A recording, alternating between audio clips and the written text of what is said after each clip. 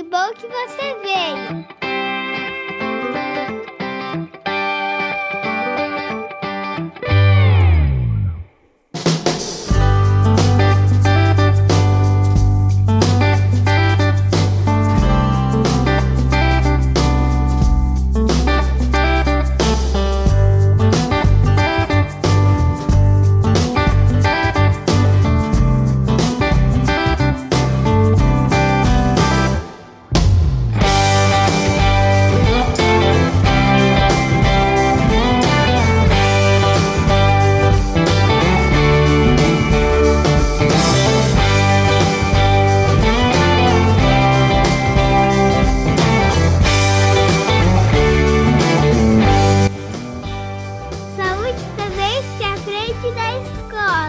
Olá a todos, é com grande prazer que iniciamos mais um momento de reflexões e palestras do PSE na escola.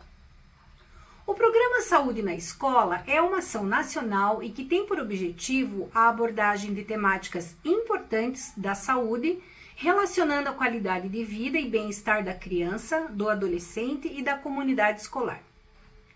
No município de Araucária, para o ciclo 2021-2022, foram pactuadas 10 unidades educacionais municipais em parceria com a Secretaria Municipal de Saúde, através do Departamento de Atenção Primária, para o desenvolvimento de ações locais efetivas.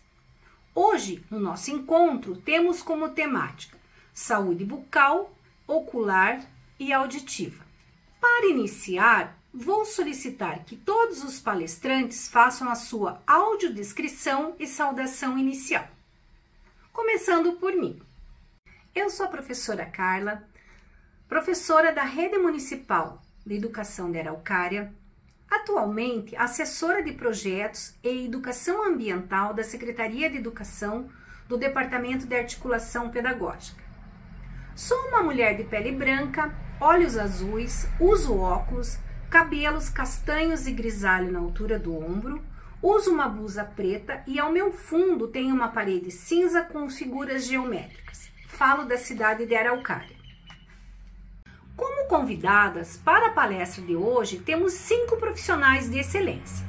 A Elisa, que é enfermeira da Secretaria Municipal de Saúde, e ela será a nossa mediadora. Temos também a Juliana, que é enfermeira da Secretaria Municipal de Saúde, a Luciane, que é pedagoga da Secretaria de Educação, e também a Ive, pedagoga da Secretaria de Educação. É com você, Elisa. Olá a todos, eu me chamo Elisa, sou enfermeira e estamos aqui em mais uma palestra. Vou fazer minha audiodescrição. Então, eu sou uma mulher branca, de cabelos loiros, tenho olhos azuis, eu estou usando um fone. No meu fundo, eu tenho uma janela com uma persiana atrás e estou em uma cadeira de cor azul. Boa tarde a todos. Então, eu sou a Fabiana, técnica em saúde bucal aqui no município de Araucária. E hoje eu vou conversar um pouquinho com vocês sobre a saúde bucal. Então, eu sou uma mulher loira, de pele clara e olhos azuis. Estou com uma blusa lilás, de gola alta, com um fone de ouvido unilateral. E atrás de mim tem uma parede clara e um armário de escritório cinza. Estou na cidade de Araucária, mais especificamente no Departamento de Atenção Primária. Então, eu vou começar falando com vocês sobre o programa Saúde na Escola, mais especificamente sobre a saúde bucal. E eu trouxe também alguns questionamentos mais comuns e mais relevantes na área da saúde bucal para a idade das crianças das escolas.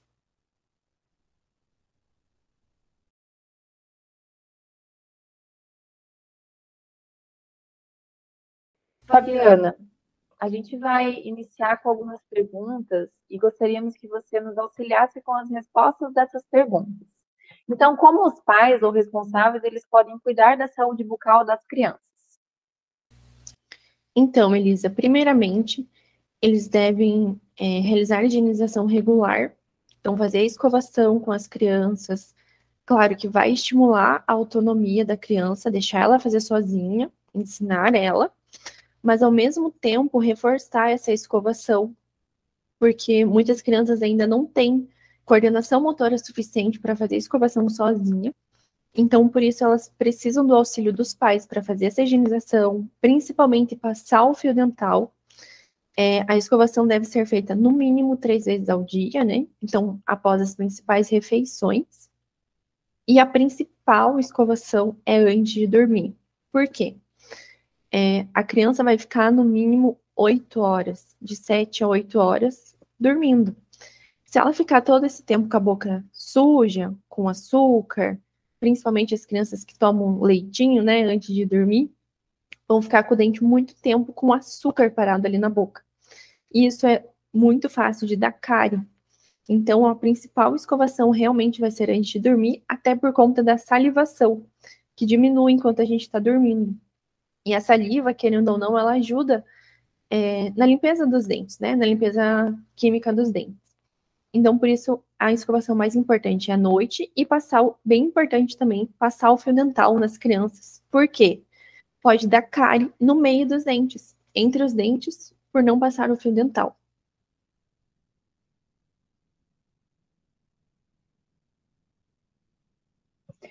E qual o efeito que o flúor tem nos dentes? Em qual idade é indicado iniciar o uso do flúor? Então, Elisa, o flúor é o principal agente protetor contra a cárie dentária. Então, ele vai fortalecer os dentes e aumenta o pH da boca. Como assim aumenta o pH da boca? Quando a gente come, se alimenta, independente do alimento que seja, o nosso pH da boca diminui. Então, o flúor, através da escovação, ele vai aumentar esse pH, porque quando o pH diminui, ele fica muito ácido e pode ocorrer a desmineralização do dente, que é o que vai dar início ao processo da formação de cárie dentária. Então, por isso vem o flúor na escovação, para aumentar o pH e para que essa desmineralização não aconteça. Consequentemente, não vai acontecer o processo da cárie dentária. O flúor, ele pode ser usado desde o nascimento do primeiro dente de leite, mesmo a criança sendo muito pequenininha, que isso acontece por volta dos 6, 7 meses de idade. O que a gente vai cuidar muito é na quantidade de flúor que a gente vai dar para essa criança. Até eu coloquei na imagem aqui para exemplificar, então abaixo de 3 anos de idade é o tamanho equivalente a 1 grão de arroz cru. Então é bem pouquinha pasta mesmo. Após os 3 anos até os 7 anos, a gente vai aumentar por 1 grão, equivalente a 1 grão de ervilha, que é bem pouquinho. E acima dos 7 anos é um pouquinho mais que 1 grão de ervilha. Nunca a gente vai colocar essa quantidade exagerada de pasta, nem quando é adulto. E sempre a gente vai estimular a criança a cuspir essa pasta. Então, Fabiana, aquelas pastas que não tem flúor, ela vai ser eficaz no dente do meu bebê, da minha criança? Ela vai ajudar a limpar, vai ajudar na escovação, ajudar na limpeza através da escova, mas o flúor, que é o principal agente protetor contra a cárie, não vai ter ali. Então, o melhor mesmo é usar a pasta de dente com flúor, pode ser a pasta de dente da família, não precisa ser aquela pasta de dente especial para criança, até porque aquela pasta, ela é doce. Ela tem um gostinho bom. Isso vai fazer com que a criança engula essa pasta de dente. E a outra pasta, que é a que a gente usa, a pasta de dente normal, é a pasta ardida que eles falam. Então, essa é mais fácil que as crianças gustam. Outra coisa que o flúor também pode causar, e que também é bem polêmico, é a questão da fluorose. Quando a criança está com os dentes de leite em boca, o dente permanente já está em formação dentro do osso. Então, todo o flúor que essa criança engolir, ele vai para esse dente que está em formação, e aí ele pode vir manchado quando ele nascer, o dente permanente, que no caso seria essa imagem que tem aqui.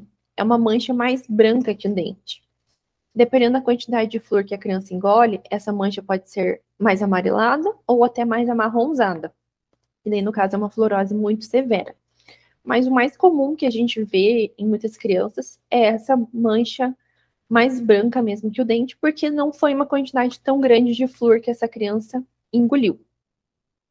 E até os 3 anos de idade, claro que a higienização vai ser feita várias vezes ao dia, Mas a pasta de dente com flúor, até os 3 anos de idade, pode ser usada uma vez por dia.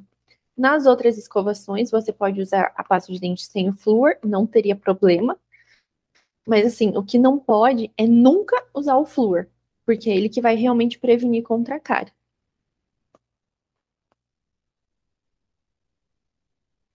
E Fabiana, com qual idade que começam a nascer os dentes das crianças? E quais os cuidados que devem ser tomados?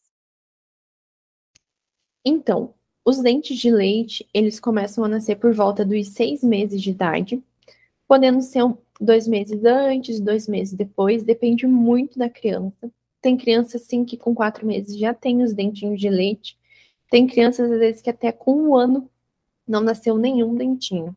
E isso é normal, né? Nós somos diferentes, então cada organismo também é diferente. Já os dentes permanentes, eles nascem por volta dos 6 anos. Se a criança demorou um pouquinho mais para nascer o dente de leite, o permanente também vai acompanhar. Também vai demorar um pouco mais para nascer o dente permanente. É bem importante lembrar que o primeiro dente permanente a gente chama de primeiro molar permanente, que é um dente que vai nascer bem lá no fundo da boca da criança, que eu até trouxe na imagem aqui. É o primeiro dente grandão que eles falam, que vai nascer na boca. E ele nasce sem que nenhum de leite tenha caído. Então, muitos pais até confundem esse dente, achando que ele vai cair. E o grande problema é que ele fica bem no fundo da boca. Às vezes a criança não vai perceber, os pais não vão perceber. E como os dentes de leite estão altos, né? O primeiro molar permanente vai nascendo aqui atrás, ninguém consegue ver. Quando ele já chega na altura dos outros de leite, ele já pode estar cariado. E aí, às vezes, até o responsável não dá muita atenção, porque acha que é de leite, que vai cair. Mas, na verdade, não. Esse já é um dente para o resto da vida, se a criança cuidar super bem. E se os pais também ajudarem nessa higienização. Então, é por isso que precisa manter muito bem a escovação dos dentes, como eu já falei anteriormente. A criança escova, o pai reforça essa higienização. E com relação aos outros dentes, tanto de leite ou permanente, os permanentes seguem a mesma ordem que o dente de leite. Então, geralmente, né, nascem os 2 de baixo aqui da frente, igual tem nessa imagem aqui do bebê, os 2 centrais inferiores, os 2 centrais superiores. Aí os 2 laterais superiores e os 2 laterais inferiores. Lembrando que esses dentes aqui, eles são retos. Então, a higienização deles também pode ser feita com gaze ou paninho, que você passa aqui no dente. Não precisa, quando a criança tem essa idade, quando é pequenininho, não precisa necessariamente já usar escova de dente. Pode ser usado gaze ou paninho de mão, molhado na água corrente. E aí, passa nos dentinhos, passa no restante da boca da criança, né, na mucosa, para tirar o restinho de leite ou alguma outra comidinha. Lembrando também que nessa idade, quando começa a nascer os dentes de leite, acompanha também a introdução alimentar. Então, também é bem importante que a criança use esses dentes que estão nascendo. Como que vai usar? Mãe vai dar uma fruta, uma verdura, não bater no liquidificador e fazer papinha. Amassa com um garfo, que já vai ficando uns pedacinhos, a criança já vai usando esses dentes, já vai fortalecendo toda a musculatura do rosto, os ossos também vai estimulando a desenvolver, os ossos da face, até dar cenourinha, alguma coisa mais durinha para a criança ir mastigando, e até muitos pais trazem pra gente que coça muito a gengiva desses bebês, incomoda o dentinho quando tá nascendo. E dá coisinha mais durinha, tipo cenoura, pepino, em palito, assim, né? Pedaços não tão grandes também. Alivia a criança porque o gelado ali da fruta, da verdura, pode amortecer um pouco, né? Levemente a gengiva e alivia esse incômodo das crianças enquanto estão nascendo os dentes de leite.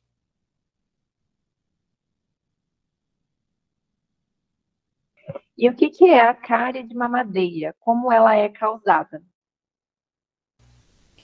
Olha, Elisa, a cárie de mamadeira é uma questão que infelizmente acontece com muitas crianças ainda. E na verdade não é a mamadeira que vai causar essa cárie, mas sim o líquido que tem dentro dela e que geralmente é açucarada. Então, a criança toma mamadeira antes de dormir, na verdade, toma, né, para dormir, e acaba que não higieniza esse dentinho e dorme com o dente sujo, né? E o que geralmente é colocado nessa mamadeira? Nescau, farinhas, né, em geral, leite com açúcar, o chá com açúcar. A questão é o açúcar ficar parado ali no dente durante a noite inteira. E aí, por que ela é de mamadeira? Por conta de tomar mamadeira, né, antes de dormir, e porque ela comete os dentes aqui da frente, que é onde o leite vai ficar parado pela noite inteira, né, fica parado ali, e causa cárie nos dentes da frente. Então, por isso que é chamado de cárie de mamadeira.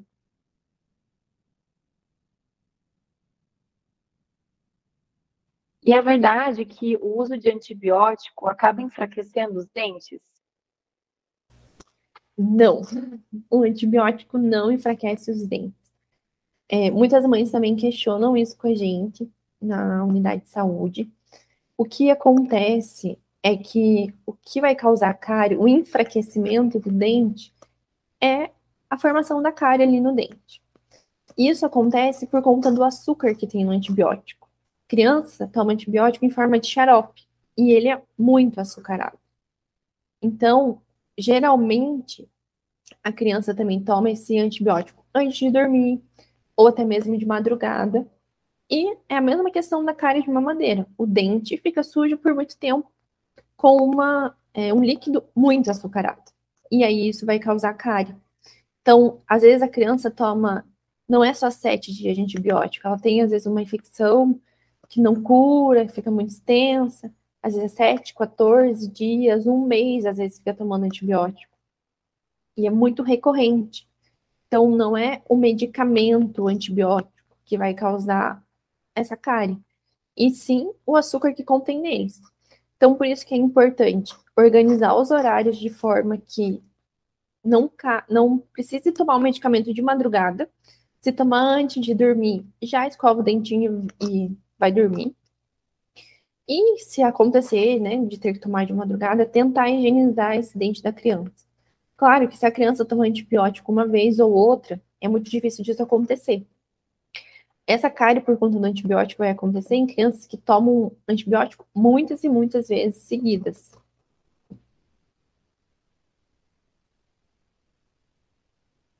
E quais são os cuidados em saúde bucal que devemos ter na escola?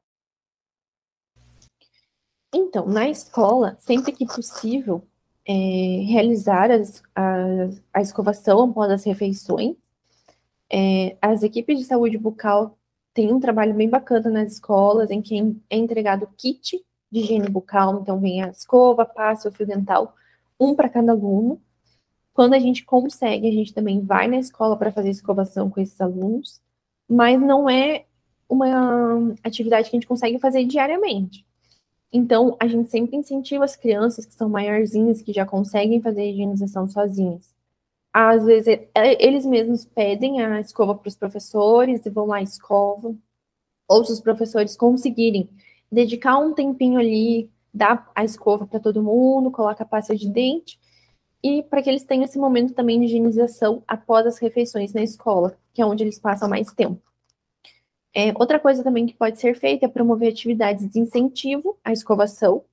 Como nós, técnicos em saúde bucal, já fazemos jogos, atividades interativas, a escola também pode fazer. Eu já vejo, assim, em muitos locais que eu vou, que eles fazem Semana da Saúde, e aí tentam levar também o tema de saúde bucal, e as crianças gostam bastante. Incentivar a alimentação saudável, né? A gente vê que nas escolas o lanchinho das crianças são bem mais saudáveis, tem frutas, né? Incentivar essa questão da alimentação, mas que também após, mesmo comendo fruta, precisa escovar o dente. E outra coisa que é bem importante também é que os profissionais devem estar atentos às queixas das crianças. Por elas ficarem muito tempo na escola, elas criam um vínculo, né, com as professoras, com as inspetoras, pedagogas. E às vezes, para a mãe, para o pai, eles não vão se queixar de dor no dente ou que o dentinho está incomodando. Às vezes é para a professora que eles vão reportar. Então, os profissionais da educação, sempre que puderem, estarem atentos a essas queixas. E se puderem, claro que eles não podem levar a criança na unidade de saúde para atendimento, mas orientar os pais, né? Manda um bilhetinho que está com dor no dente, para que os pais possam procurar a unidade de saúde de referência.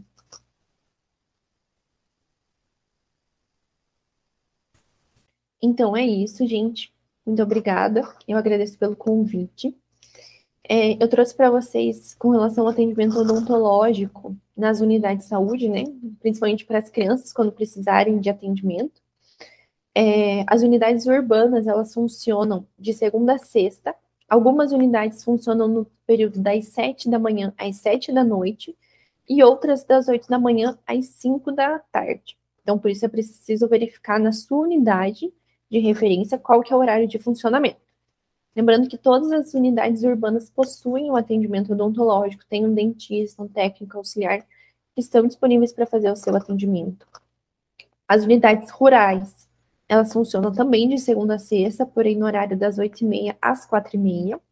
E também temos o serviço odontológico na UPA, que é a unidade de pronto atendimento, que na semana funciona das 6 às 22, né? Lembrando que a UPA é para casos de urgência. Então, a pessoa está com dor, quebrou um dente, está com o rosto inchado. Não é um local para tratamento, né? Tratamento a gente tem as unidades básicas de saúde.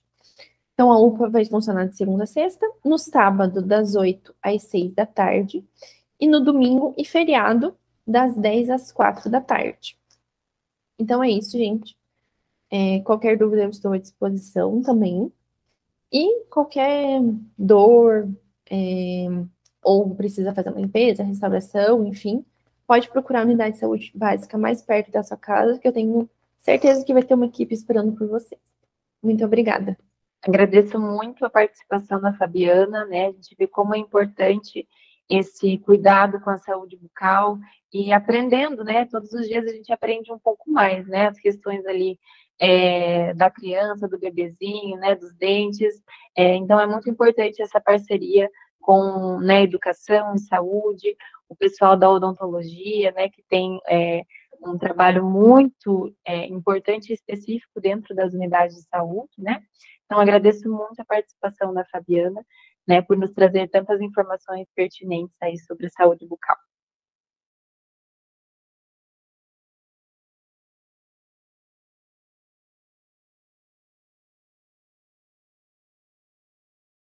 Olá a todos. Quero começar agradecendo, né, o convite da Secretaria de Educação. Então, eu vou para a minha audiodescrição. Eu sou uma mulher negra, de cabelo cacheado, curto, eu uso óculos e estou utilizando uma blusa amarela. Ao meu fundo tem uma parede bege. Então, nós vamos conversar hoje sobre a saúde ocular. Então, quando a gente fala na saúde ocular, né, a gente já associa a questão da visão, que é um dos mais importantes meios de comunicação com o ambiente. Por cerca de 80% das informações que a gente recebe, elas são obtidas através do intermédio da visão.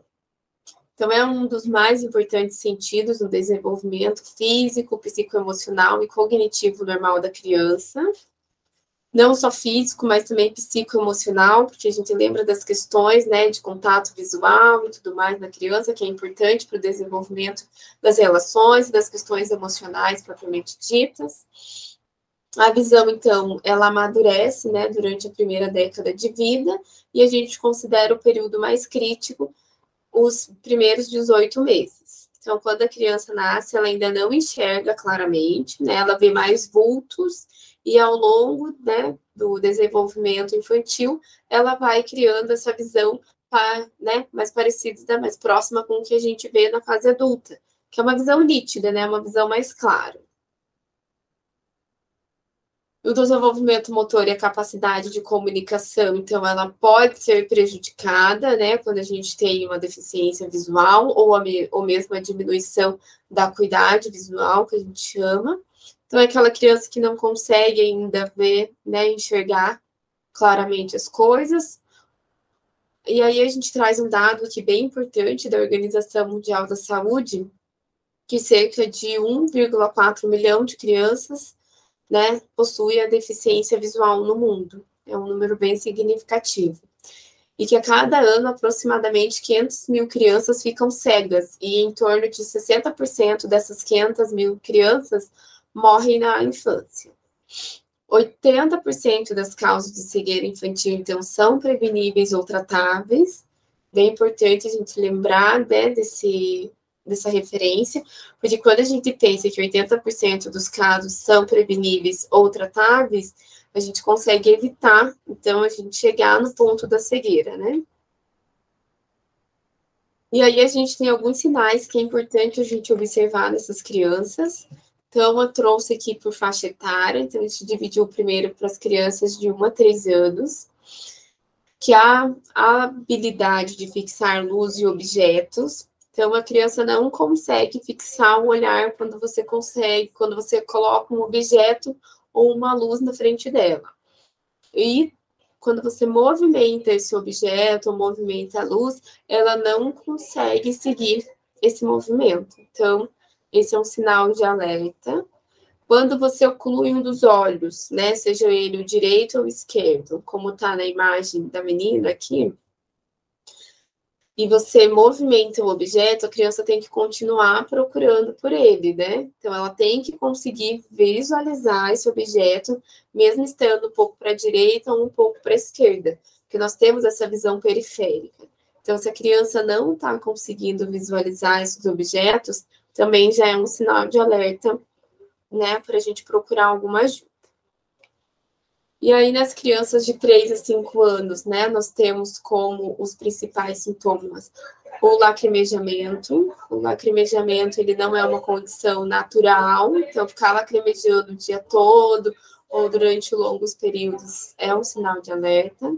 A secreção nos olhos, então aqui é importante a gente observar que essa secreção, a gente não está falando daquela remela natural que a gente tem quando acorda, né? Então, é normal as crianças se apresentarem também, principalmente quando acorda, do sono da tarde, ou mesmo de manhã, que tem essa pequena produção de secreção, mas sim uma secreção um pouco mais abundante, a coloração também, às vezes mais amarelada, tudo isso é importante a gente observar. A hiperemia, que é o vermelho, né, em volta ali dos olhos, então toda essa parte branca dos olhos fica avermelhada. O edema, que é o inchaço nos olhos, e esse inchaço é importante a gente observar em cima dos olhos, aqui na pálpebra, aqui embaixo, logo abaixo dos olhos, toda essa região a gente precisa observar. A fotofobia, que é uma sensibilidade à luz, então a criança não consegue ficar em ambientes claros, porque ou ela sente dor de cabeça, às vezes pode dar até náuseas dessa criança. O piscar em excesso também é uma questão que a gente tem que observar, porque se essa criança fica piscando o tempo todo, muito provavelmente é porque ela está tentando deixar a visão mais nítida. Então, o reflexo de ficar piscando, né, na condição de tentar clarear a visão dela. A coceira, então a coceira ela não é uma condição também comum. Então, coceira, coça o tempo todo, você vê que a criança fica o dia todo coçando o olho, é um sinal de alerta, e a coceira também vem com a mesma questão do piscar. Às vezes você coça na intenção de também tentar deixar a visão mais clara. O olho torto, que é o estrabismo, e aqui vale a gente observar que às vezes um olho está bem retinho e o outro tem um desvio para a direita ou para a esquerda. A dificuldade visual em si, criança de 3 a 5 anos já consegue relatar essa dificuldade, ou na escola não consegue enxergar o quadro, ou mesmo em casa, a hora que vai assistir uma televisão, não está tão clara a imagem. Então, elas conseguem já relatar. A dificuldade do contato visual, então você está conversando com essa criança e ela não consegue manter o contato visual com você. E aqui, situações bem específicas, né? Tô ensinando, tô conversando, e a criança fica meio que procurando para tentar, né, focar em você. A mancha branca da menina dos olhos, que é a pupila, né? Então, aqui na foto da direita, a gente consegue observar como que essa mancha se apresenta. O tremor ocular, que é esse tremorzinho que fica principalmente aqui na pálpebra, fica, né, uma movimento ali involuntário nesse olho. A dor ocular também não é normal, e nesses casos, as crianças às vezes reclamam muito de dor bem em cima aqui dos olhos. Então, você dá um livrinho, né, um livro de colorir, alguma coisa assim para a criança, e ela chega muito próximo do rosto, esse objeto, para conseguir entender e fazer a leitura ali do que está posto à sua frente. E a dor de cabeça, que é um sinal também de alerta, e aqui vale muito a pena a gente observar como que é essa dor de cabeça. Às vezes a criança tem dor de cabeça todo dia após assistir a televisão, que tem, né, aqueles estímulos luminosos muito grandes, e aí às vezes também passa um tempo, né, na frente da tela. Então é importante, né, não minimizar esse relato da dor de cabeça da criança. Às vezes uma criança que cai frequentemente, aí você fala, nossa, não para de cair, mas é porque ele está tropeçando, porque às vezes ele não consegue ver os objetos à sua frente, ou o desnível da calçada, ou o degrau. A criança que esbarra muito também, pelo mesmo motivo, não vê os objetos, às vezes, à sua frente. E a criança que tem o torcicolo também, porque é aquela coisa de ficar o tempo todo virando a cabeça, assim, numa tentativa também de clarear a imagem. E aí, o que a gente faz, então, caso eu note que algum desses sintomas, né, no meu filho, ou no meu aluno, ou alguma criança no meu convívio? Primeira coisa, então, é procurar a unidade de saúde da sua região. Então, você vai procurar a sua unidade de saúde, vai relatar os sintomas que você observou no seu filho, pode agendar a consulta, não precisa ser uma consulta com o pediatra, pode ser com o próprio enfermeiro, que ele já vai fazer o levantamento dos sintomas, da avaliação, e nós vamos encaminhar essa criança para uma consulta com um profissional oftalmologista. E aí, um dos exames que são feitos, né, que a gente consegue avaliar essa diminuição da acuidade visual e tudo mais, é a tabela de Snellen, que a gente utiliza para poder fazer essa triagem. Ela é feita pelo oftalmologista, né? Então, quando a criança for passar pela consulta com o especialista, ele vai usar esse método para poder ver qual que é o grau de diminuição da acuidade visual, além de alguns outros exames complementares. Então é isso, pessoal. Espero que tenha, né, sido claro aqui a nossa conversa hoje sobre a questão visual. Qualquer dúvida, pode entrar em contato com a gente da Secretaria de Saúde ou com a unidade de saúde mais próxima da sua residência. Lembrando também do serviço dos agentes comunitários que estão passando sempre nas ruas. E se você tiver qualquer dúvida, pode chamar um agente comunitário, perguntar, tirar dúvidas, para saber também como conduzir essa situação. Obrigada.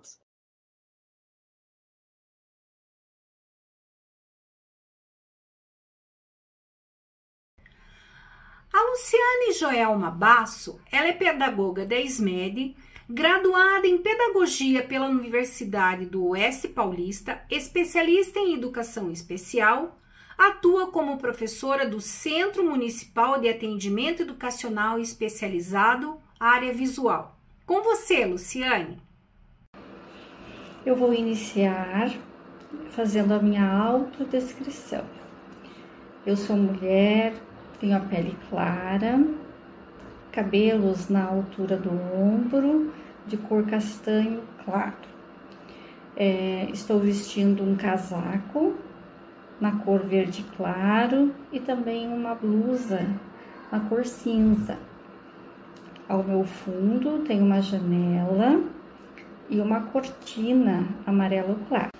Olá, eu sou a professora Luciane, trabalho no SEMAI, área visual, com o programa Olhar Araucária.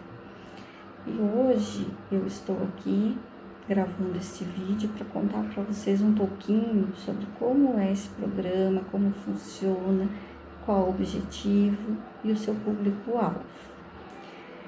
Aqui fazemos esse trabalho como ação preventiva, para poder identificar os possíveis problemas e ou dificuldades apresentadas pelos estudantes da Rede Municipal de Araucária.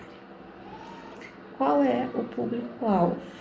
Atendemos as crianças da educação infantil e do ensino fundamental. Como que acontece? As crianças da educação infantil são atendidas, são triadas de forma in loco.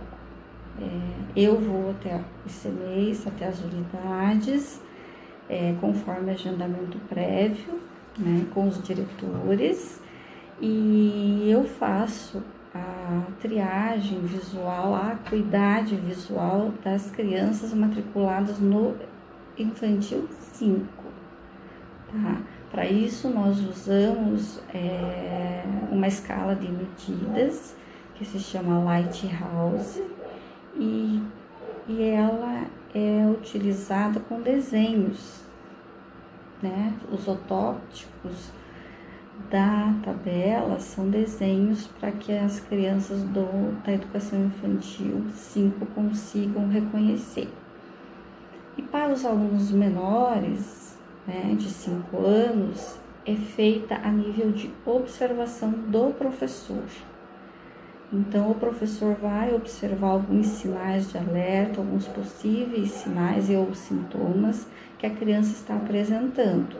Entre eles, lacrimejamento excessivo, olho vermelho, aquela criança que cai ou tropeça demais, visão dupla, né? Quando a criança já vai apresentando ali dificuldade para caminhar, inclinação de cabeça, quando a criança, né, inclina demais a cabeça no material, quando ela aperta demais os olhos para enxergar, né, ou arregala demais, que ela tem que, né, focar melhor. Então, são todos esses sinais de que pode ser que esteja apresentando uma dificuldade visual. Quando ela aproxima muito da televisão ou da atividade também, então a gente tem que ficar alerta a esses sinais. E esses sinais é o professor que está com a turma que vai estar identificando. Identificado esses sinais, é encaminhado até o SEMAI, a área visual, para as consultas oftalmológicas, né? Tanto das crianças menores de 5 anos, quanto do infantil 5. São todos encaminhados para a consulta oftalmológica, ou na rede privada ou na unidade básica de saúde. Isso é escolha da família, tá? E como que acontece agora no ensino fundamental? As crianças do ensino fundamental, do 1º ao 5º ano, também são triadas conforme a necessidade.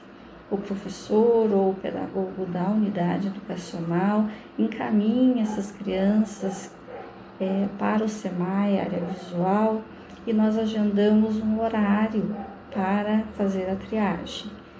Com esses alunos do ensino fundamental, nós utilizamos a escala de Snellen, né, que é uma tabela utilizada para aqueles estudantes que já são alfabetizados, tá? Então, nós fazemos essa triagem daí para o ensino fundamental no SEMAI área visual, tá? Conforme agendamento.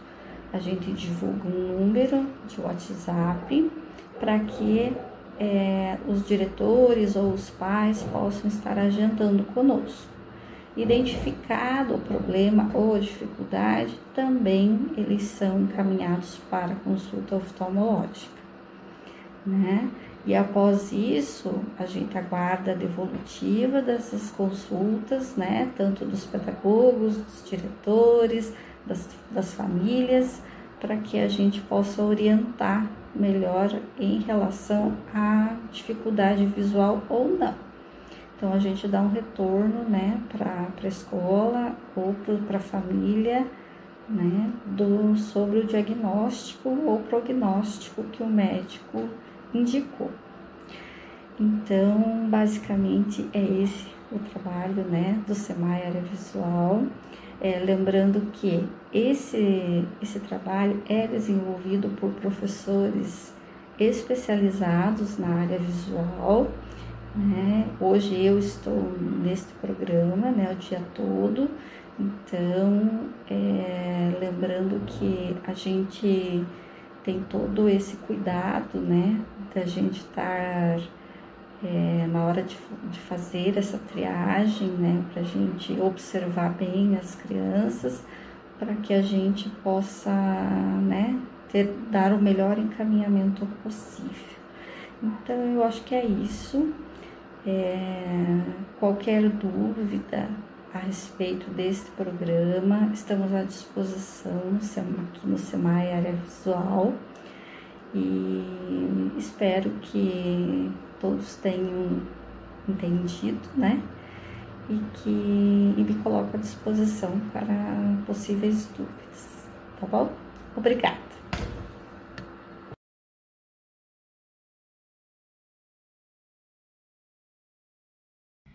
A Ivelir Neivert, ela é pedagoga da Secretaria Municipal de Educação, possui graduação em Pedagogia pela PUC Paraná, formada em estudos adicionais na área de audiocomunicação, especialista em psicopedagogia, especialista em educação especial, educação bilíngue para surdos, Libras, língua portuguesa, e atualmente ela está como diretora do Centro Municipal de Atendimento Educacional Especializado da área da surdez.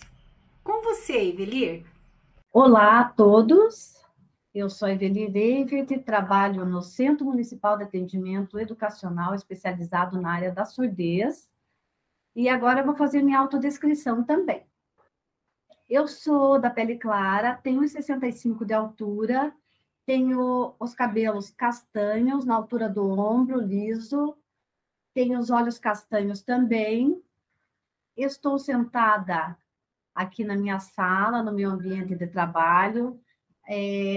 As paredes são de duas cores, elas são no creme clarinho, no azul clarinho também, e acima da minha cabeça tem um quadro do Romero Brito. Então, hoje, o SEMAI Surdez, ele está anexo à Escola Verca, que fica na rua Rodolfo Hasselmann, 531, e o nosso contato é 3614-7615. Eu vou falar um pouquinho agora do SEMAI. Vou deixar para vocês, em primeiro lugar, aqui, alguns contatos, caso vocês precisem, né? Nós temos aqui a nossa professora pedagoga Adriana Esbrícia, a nossa professora itinerante Carla Razini, e o meu contato, que também está aqui junto. O SEMAI, o principal objetivo do SEMAI Surdez é desenvolver a comunicação, seja ela pela via oral, escrita, ou mesmo pela via de sinais. E quem nós atendemos? O SEMAI atende 5 grupos de crianças e estudantes, né? Então, nós atendemos os surdos, que são usuários do implante coclear, os surdos que têm o ASI. O ASI significa aparelho de amplificação sonora individual. Nós também atendemos os surdos com o implante ou com o ASI, que se comunicam através da Libras. Nós temos também os surdos que não têm nem o implante e nem o ASI, e apenas se comunicam pela língua brasileira de sinais, a Libras. E nós temos o nosso 5º grupinho de estudantes, que são os CODAS. Os CODAS são filhos ouvintes de pais surdos. Logo em seguida, eu vou explicar um pouquinho mais para vocês o que significa os CODAS. Vocês vão conhecer nas escolas as nossas crianças, estudantes, que têm o ASI. Aqui eu deixei umas imagens, até para vocês saberem o que é o aparelho de amplificação sonora individual. Nós temos o microcanal, nós temos o intracanal e o intraauricular. O mais usado é o intraauricular, aquele terceiro exemplo ali. Até porque ele se adapta melhor no ouvidinho da criança. Então, esse é o mais usado. Também vocês vão acabar vendo nas escolas, nos CMEIs, né? Quando eu falo escolas e CMEIs, é porque lá que estão nossas crianças e estudantes, né? Então, vocês vão acabar vendo os surdos que não têm nem o implante coclear e nem usam o aparelho auditivo. Eles se comunicam através da Libras. E estes, geralmente, são acompanhados pelas intérpretes. São as intérpretes que fazem a mediação com os professores das escolas e dos CBs. Aqui eu deixei um exemplo do que é um implante coclear. É uma cirurgia aqui, dá para vocês observarem bem a criança aqui, já é feito desde criança, o implante, já chega conosco aqui. Algumas chegam já com o implante realizado e algumas chegam para nós aqui prestes a fazer o implante coclear. É uma decisão da família, o implante, e aqui nós temos uma criança e como esse implante coclear. E nós temos o nosso grupo dos CODAs. Os CODAs, como eu já disse, né, são crianças ouvintes que crescem em famílias de surdos. CODAs é uma sigla internacional que é usado em vários países, que significa, na verdade, Children of Deaf Adult, né, crianças ouvintes de pais surdos. Essas crianças, elas vivem entre dois mundos, né? Elas vivem entre o mundinho da casa dela lá, onde tem a família dela, os pais que falam na língua de sinais. E ela tem também um outro lado, lá da escola, onde ela está com as crianças, a comunidade ouvinte, né? Ela tem a língua oral. Algumas crianças acabam chegando na escola, ou tendo alguma dificuldade na escola, até porque ela não tem todo esse atendimento que deveria ter, ela apresenta algumas dificuldades na língua oral, ela apresenta algumas dificuldades de isolamento, de socialização, e aí que vem o trabalho do SEMAI Surdez, né? Onde nós trabalhamos com a comunicação, com a língua de sinais, para que ela consiga se comunicar melhor com a família e para que ela também seja sanada as dificuldades dela na língua oral, na língua escrita, né? São crianças que precisam, que elas passam por um período, na verdade, aqui transitório, elas não ficam eternamente conosco. A partir do momento que são sanadas essas dúvidas, a criança é desligada do SEMAI Surdez, certo? Eu vou falar para vocês agora os programas de atendimento do SEMAI Surdez. Nós trabalhamos aqui com os programas. Nem todas as crianças frequentam todos os programas aqui. Nós temos, por exemplo, o programa do apoio à educação infantil. O apoio à educação infantil atende as crianças dos CMEs. Ele tem o objetivo de estimular a comunicação e o desenvolvimento dos aspectos cognitivos e sociais da educação infantil. Então, as crianças dos CMEs frequentam o apoio à educação infantil. E algumas também frequentam a Libras, que é o apoio a Libras que eu vou falar mais a seguir. Nós temos o apoio à língua portuguesa, que ela vai trabalhar especificamente com a estrutura da língua portuguesa, que é a estrutura oral e a escrita da língua. Nossas crianças estudantes, todos passam pelo apoio à língua portuguesa. Nós temos o apoio pedagógico, que é onde vai mediar, através de diversas estratégias de aprendizagem, os estudantes para que eles consigam se apropriarem dos objetos de conhecimento. Também todas as crianças de 1º ao 5º ano vão passar pelo apoio pedagógico aqui também. Aí nós temos o apoio a Libras. No apoio a Libras, nem todas as crianças vão passar pelo apoio a Libras. Algumas crianças só vão passar pelo programa de língua portuguesa e de apoio pedagógico. Aí nós temos o grande número de crianças aí que passam pelo apoio a Libras, que são os CODAs, e as crianças que utilizam a língua de sinais. Que o apoio a Libras, ele tem como objetivo mediar o aprendizado da própria língua, né, de sinais, para atender às especificidades linguísticas, culturais e educacionais dos estudantes surdos. E nós temos o nosso serviço de itinerância. No nosso serviço de itinerância, o principal objetivo é a interação entre nós dos SEMAIs, as escolas e os CMEs, aonde a nossa itinerante vai orientar, vai fazer os encaminhamentos metodológicos diversificados de acordo com cada necessidade da escola e das crianças que estão lá. Nós temos esses mesmos encaminhamentos, orientações que são feitos na escola, eles também são feitos pelos nossos professores aqui no SEMAIs. Então, esse caminho é bem bacana aí, né? Aí nós temos também algumas crianças que têm mais dificuldades nas escolas e algumas crianças que não precisam tanto do apoio da itinerância, né? Mas, enfim, a nosso itinerante faz essa ponte entre o SEMAI Surdez e a escola. Agora, eu vou deixar para vocês os sinais de alerta, né? Quero deixar alguns sinais de alerta aqui que possam indicar que talvez a criança possa ter uma alteração auditiva ou não, né? Então, é bem importante para os pais, os SEMAIs, as escolas prestarem bem atenção. Prestar atenção, por exemplo, quando a criança pede para repetir o que foi dito várias vezes. Precisamos ficar bem de olho, até para poder depois, conforme essas orientações, poder encaminhar para a UBS, ou mesmo entrar em contato aqui com o SEMAI Surdez. Também as crianças podem evitar de participar em grupo, de conversa em grupo, né? Ela evita, ela quer ficar sozinha, ela quer ficar no cantinho dela, e isso também é um indicativo que ela possa estar apresentando alguma dificuldade na hora da comunicação. Quando a criança solicita que aumente o volume da televisão e do rádio, ou muitas vezes ela chega bem pertinho da TV e do rádio para poder escutar melhor.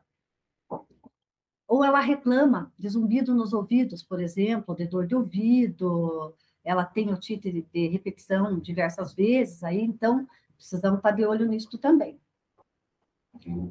Nós temos crianças, por exemplo, que podem precisar estar atenta, olhar bem no rosto ou fazer uma leitura labial, que é o caso dos CODAs.